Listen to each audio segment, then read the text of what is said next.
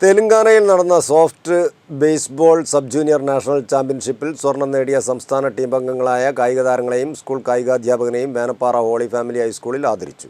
പരിപാടി doctor M K Muneer MLA ഉദ്ഘാടനം ചെയ്തു.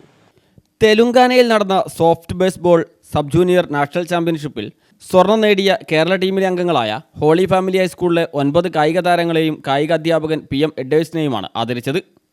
Koduvally MLA doctor M K Muneer പരിപാടി ഉദ്ഘാടനം ചെയ്തു.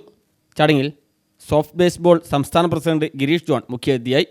ഓമശ്ശേരി ഗ്രാമപഞ്ചായത്ത് പ്രസിഡന്റ് PK ഗംഗാധരൻ, ജില്ലാ പഞ്ചായത്ത് അംഗം Nasar estate Mukku, school manager father Scaria Mankarayil, Karunakaran master, Rajitha Ramesh, Reeja V John, James Joshy, Jose Isaac, Kuriakose Chennamkulathu, CH Maimuna, Sathar, Johny Kurian, Sibila Mathews,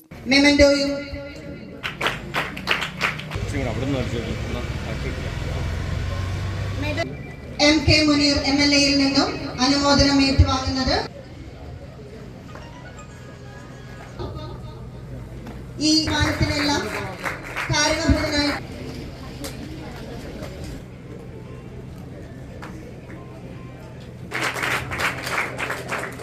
അടുത്ത സോഫ്റ്റ് ബേസ്ബോൾ ബഹുമാനപ്പെട്ട കൊടുവള്ളി MLA തുടങ്ങിയവർ സംസാരിച്ചു.